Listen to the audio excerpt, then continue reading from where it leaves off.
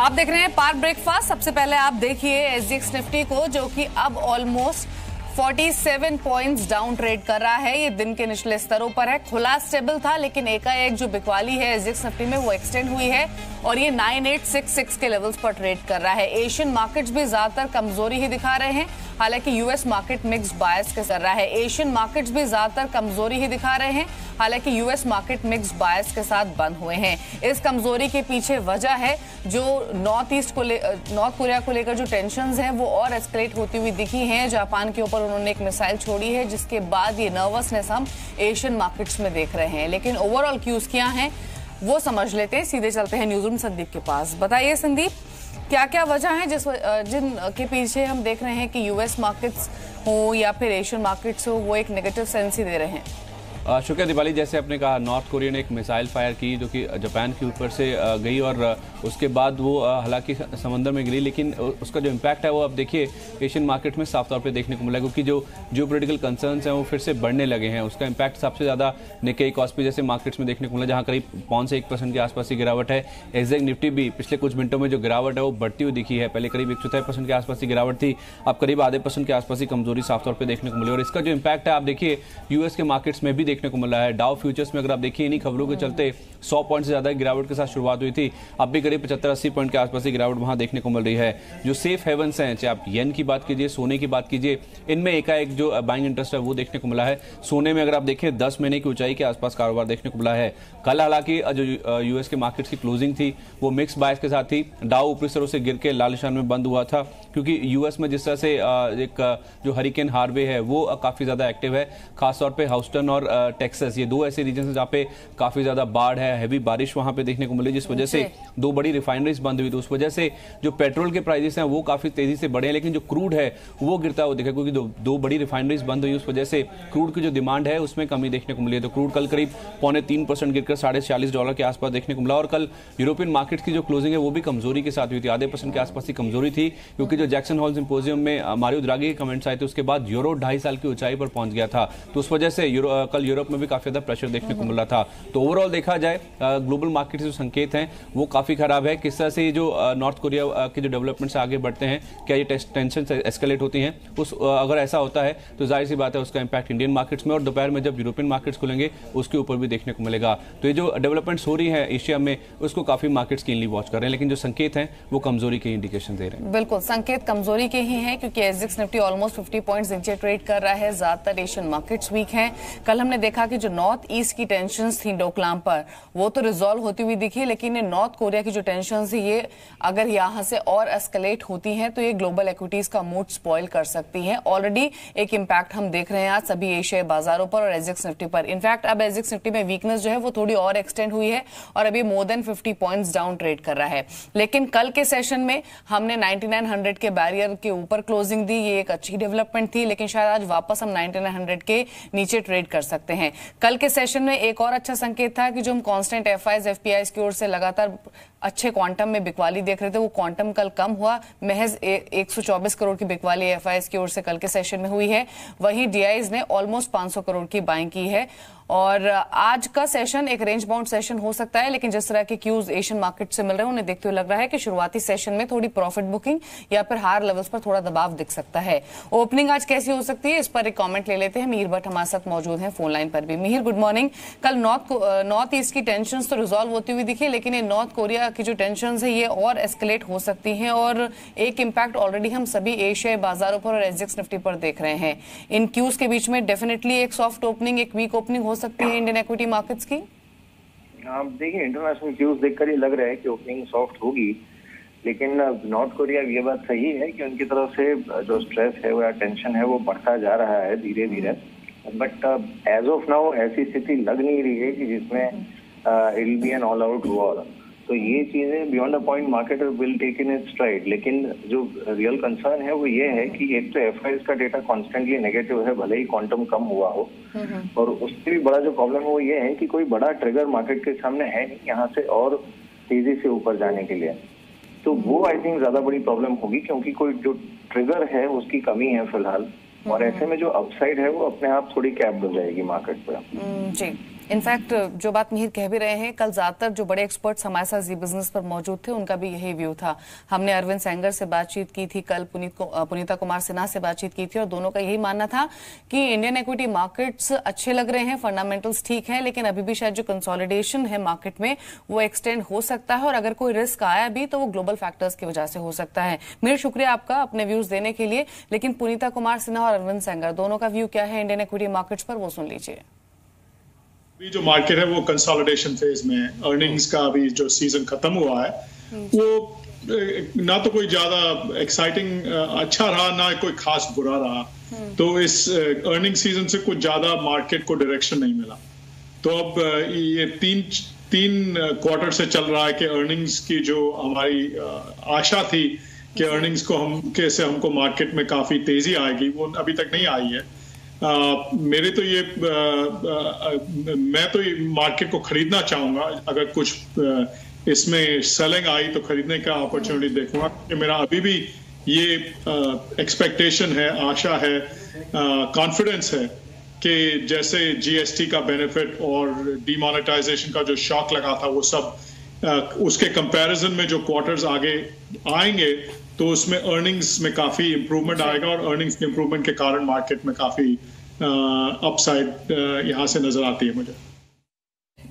Net overweight India पे सभी का है और लॉन्ग टर्म इंडिया की जो स्टोरी है उस पे सब लोग बहुत पॉजिटिव हैं, तो इसलिए कोई भी अभी खास बेच नहीं रहा इंडिया में। पर अगर आप देखिए लास्ट 1 मंथ की जो परफॉर्मेंस है इंडिया में, थोड़ा सा मोमेंटम कम हुआ है कंपेयर टू से China and some of the other emerging markets.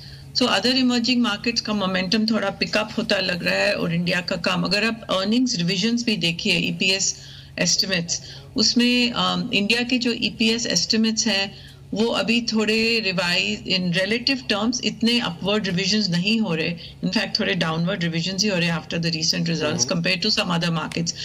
तो वाइल इमर्जिंग मार्केट्स जनरली अभी भी ओवरवेट है यूएस मार्केट के हिसाब से, उसमें जो इंडिया का जो ओवरवेट है बढ़ता हुआ नहीं लग रहा मुझे, इनफैक्ट थोड़ा शायद कम ही हो जाए।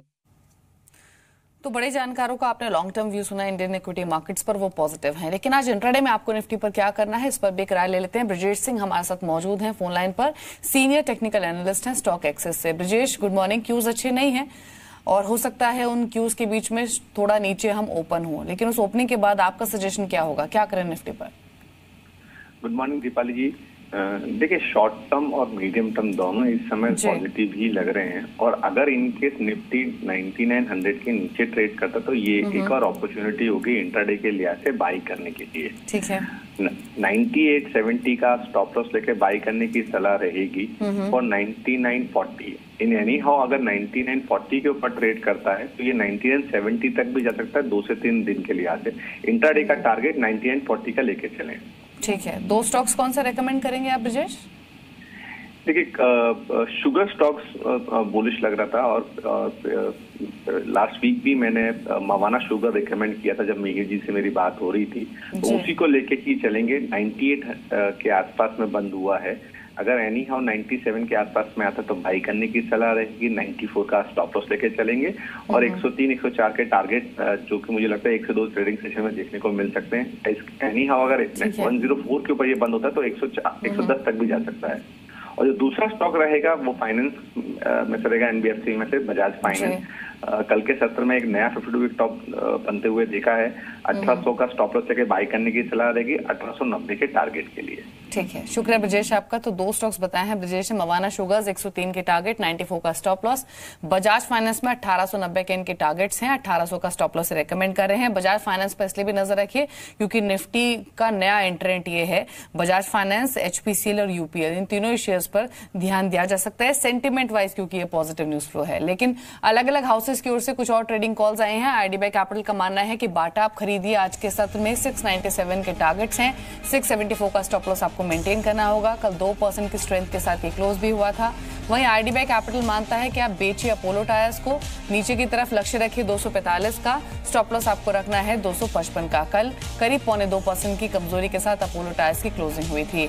Bonanza portfolio again Bajaj finance को पिक कर रहा है। अभी ब्रिजेश ने भी बजाज फाइनेंस खरीदने की सलाह दी है। बोनांजा पोर्टफोलियो के भी टारगेट सिमिलर टू ब्रिजेश ही हैं।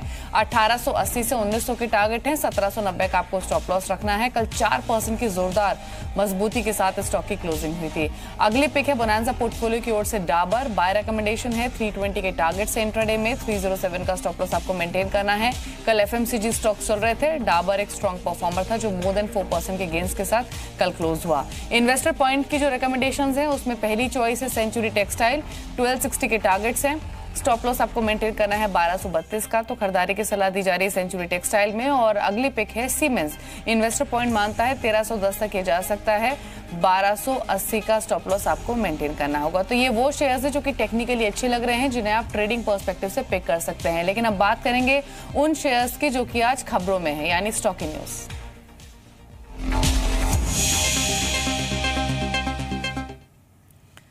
अंचल, गुड मॉर्निंग। आज in fact stock specific news flow भी काफी हैवी है, फिर चाहे वो इन्फोसिस हो या फिर एनटीपीसी हो। लेकिन आप बताइए आपने कौन कौन से स्टॉक्स पिक किए हैं अभी? शुक्रिया दीपाली। 3 खबरें, मेजर खबरें ली हैं आज स्टॉक्स इन न्यूज में, स्टॉक्स इन फोकस में, न्यूज इन फोकस में। देखिए, सबसे पहली खबर आ रही है एनटीपीसी की तरफ से। आज कंपनी का ओएफएस खुलेगा और काफ़ी इंपॉर्टेंट हो जाता है। दिग्गज कंपनी है, सरकारी कंपनियों में महारत्ना कंपनी मानी जाती है और वहाँ उसका ओएफएस खुल रहा है। सरकार करीब पहले ट्रेंच में अगर देखें तो 5% हिस्सेदारी बेच रही है, लेकिन इसमें एक ग्रीन शू ऑप्शन भी जुड़ा हुआ है दीपाली, जिसके जरिए अतिरिक्त 5% हिस्सेदारी बेची जा सकती है। तो यानी अच्छा सब्सक्रिप्शन मिला पहले ट्रांच को तो अतिरिक्त 5% भी हिस्सेदारी ऑफलोड करती हुई दिखेगी। कुल 10% ऑफलोड हो सकती है इस ओएफएस के जरिए। इनिशियल ट्रांच में देखिए तो 7000 करोड़ जुटाने की योजना है। फ्लोर प्राइस ओएफएस का तय किया गया है 168 रुपीज़ का। अगर मौजूदा भाव से कल की क्लोजिंग से आप कंपेयर करें तो ऑलमोस्ट 3% के डिस्काउंट पर यह भाव तय किया गया है। तो 5% की उम्मीद थी कहीं ना कहीं बाजार में डिस्काउंट की, 3% आया, वो एक डेंटिंग फैक्टर जरूर है। लेकिन क्योंकि इतनी बड़ी कंपनी का ओएफएस आ रहा है तो फॉर श्योर है कि इसको रिस्पांस मिलता हुआ दिखेगा। करीब 41.2 करोड़ शेयर बेचने की योजना है सरकार की इस ओएफएस के जरिए। इंटरेस्टिंग होगा कि एज अ रिटेल निवेशक आप कब इस ओएफएस में अप्लाई कर सकते हैं।